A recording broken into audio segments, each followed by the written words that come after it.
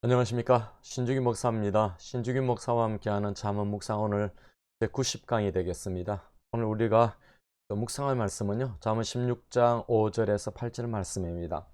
물은 마음이 교만한 자를 여호와께서 미워하시나니 빛차 손을 잡을지라도 벌을 면하지 못하리라.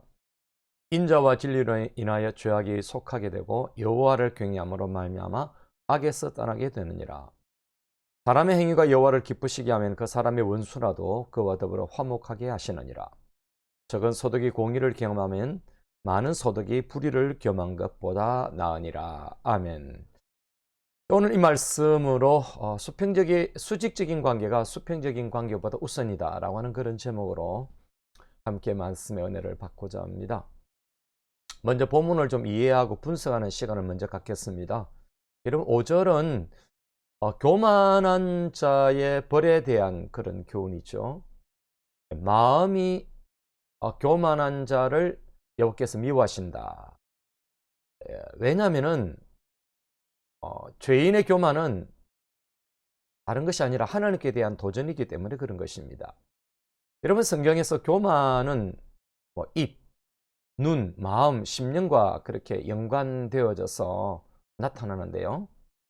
교만한 사람은 자신이 유한한 존재임을 잊으며 또 주님을 거역하는 죄를 범하는 그런 죄를 범하죠. 또한 교만한 자들 중에 같이하고 또 상호간에 그런 동맹과 화합을 또 연합을 이루어서 힘을 합쳐서 스스로를 강화시킨다 하더라도 그런 자들은 결코 이루신 하나님의 심판을 면할 수는 없는 것입니다. 자, 여러분, 6절은 인자와 진리와 경외함에 대한 그런 표현입니다. 여러분, 인자와 진리로 인해 죄악이 속하게 된다라고 그렇게 하죠.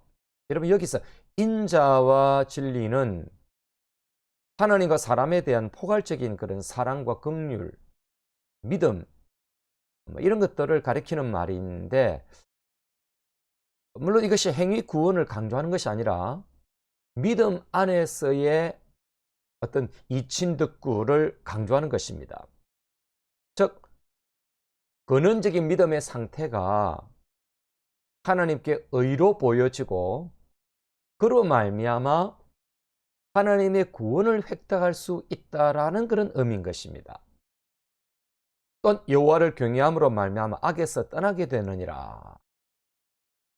여러분, 여기서 떠난다라고 하는 히브리 언어 수르는 떠나다, 쫓아버린다, 이런 뜻도 함축되어져 있는데요.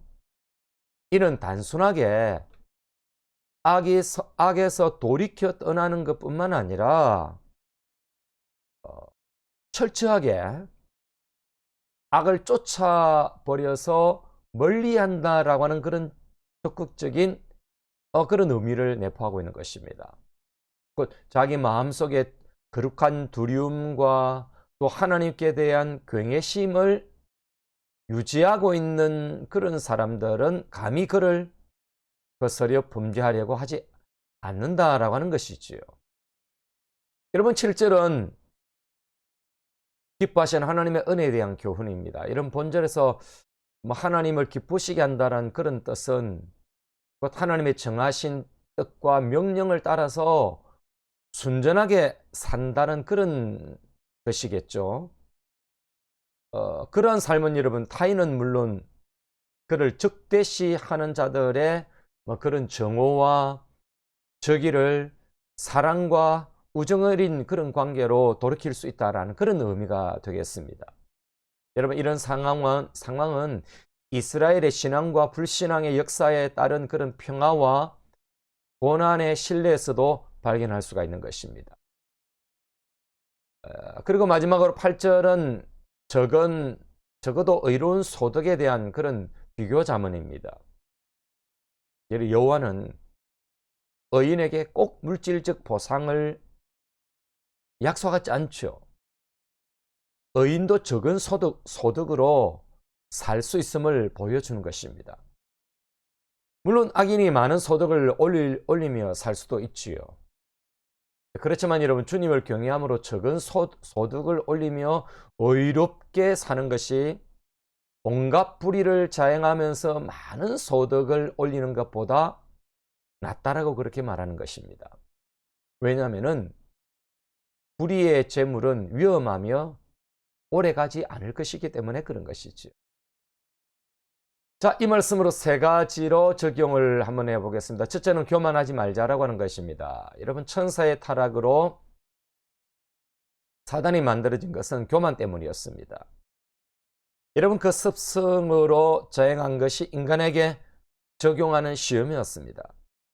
하나님과 같이 된다라고 하는 그의 유혹은 인간을 넘어지게 했고, 이런 연유로 하나님은 인간의 교만을 무척 싫어하시고 결국은 심판하시는 것입니다. 이런 바벨론의 왕도 마치 타락한 천사처럼 높아지려고 했지만 하나님은 그를 낮추셨습니다. 이스라엘 백성들 뿐만 아니라 하나님의 통치 아래 있지만은 다스림을 받지 아니하는 불신자들조차도 하나님은 교만하면은 어김없이 심판하시고 낮추신다라고 하는 것입니다. 여러분, 교만은 하나님을 초월하고 자신이 왕으로 임시 등극하는 그런 순간 아니겠습니까? 순간적으로는 이런 교만에 빠지면은 어깨에 힘이 들어가죠. 요즘 말로 뽕이 들어간다, 막 그런 표현을 하죠. 엄청난 쾌감에 빠질 수 있습니다. 그러나 그것은 치명적인 실수이며 추락하는 길이 되는 것입니다. 야고보서 4장 6절에 이렇게 말씀하죠. 그러나 더 큰 은혜를 주시나니, 그러므로 일렀으되 하나님이 교만한 자를 물리치시고 겸손한 자에게 은혜를 주신다 하였느니라. 여러분, 그렇습니다. 교만하면 추락합니다. 그러나 겸손하면 하나님이 높여주시는 것이죠. 자, 두 번째는 사람과의 문제는 하나님과의 관계로 풀자라고 하는 것입니다. 여러분, 20년 동안 형의 마음을 아프게 하고 원한을 품고 살게 했던 야곱은 그 야복강 나루토에서 찾아오신 하나님을 만난 뒤에 여러분, 에서가 변해 있는 것을 경험하게 됩니다.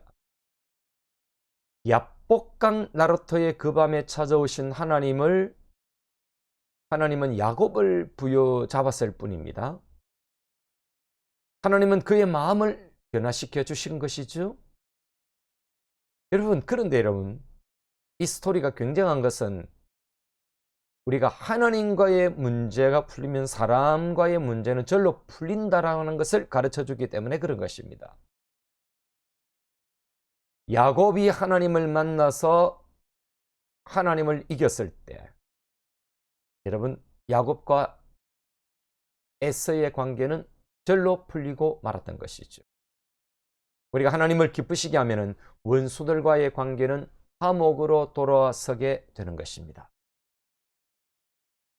여러분, 사람이 얽히고 설킨 문제를 인간 사이에서 풀기 전에 하나님과의 영적 씨름에 들어가서 그분을 감동시키면 인간의 문제는 절로 풀어지는 것입니다. 여러분, 이스라엘의 역사에서 하나님이 주시는 복과 샬롬은 이스라엘과 조병국 사이에서 외교술이 아니라 이스라엘이 하나님을 기쁘시게 하는 공의와 정의를 행할 때 조병국들로부터 구원하여 주시고 평안을 주신 것입니다. 인간과의 문제와 삶의 문제는 우선적으로 하나님을 기쁘시게 하면 자동으로 해결되는 것이죠. 어느 탈북민의 간정에서 참 감동을 받은 것은 자기 할머니가 북한에서 홀로 신앙생활을 하시는데 그 할머니의 기도로 자기 온 가정이 탈출할 때 다른 사람들과는 비교할 수 없을 정도로 쉽게 탈북했다라고 하는 그런 간증이었습니다. 대개 탈북자들은 뭐 중국을 거쳐서 들어갈 때는 뭐 그들의 표현이 예, 선을 잘 잡아야 된다. 우리는 줄을 잘 잡아야 된다. 이렇게 말하는데 북한 분들은 출신 분들은 선이라고 표현하더라고요. 여러분 그것이 정설입니다. 선을 잘 잡아야 된다. 줄을 잘 서야 된다. 그런데 할머니의 기도는 그 지체의 간정의 최고의 선은 줄은 바로 하나님이셨다라고 하는 것입니다. 하나님의 그 기도, 할머니의 그 기도가 하나님과의 줄을 놨다는 것이죠. 여러분 수평적인 줄보다도 수직적인 줄을 먼저 잡아야 수평적인 것이 풀리는 것입니다. 이런 하나님께 줄 서면 모든 것이 풀릴 줄로 믿습니다. 자, 여러분 세 번째는 적은 소득이라도 의를 향하며 살자라고 하는 것입니다. 저희 큰나라 교회는 코로나19가 가장 기승을 뿌릴 때에 개척된 교회입니다. 어렵게 개척이 되어졌죠. 교회에 모이지 못하게 할 때 교회가 개척이 되어졌습니다. 아직은 저희들이 스스로 이렇게 재정적으로 여러 가지 완전한 자립이라고 할 수는 없겠죠. 그런데 참 우리 교회는 이름이 거창합니다. 큰나라 교회.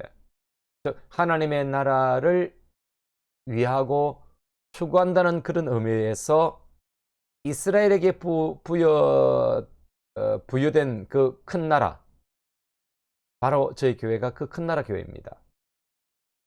여러분 그래서 저희들도 그런 어떤 가치관과 미션을 가지고 선교사님들을 많이 돕죠.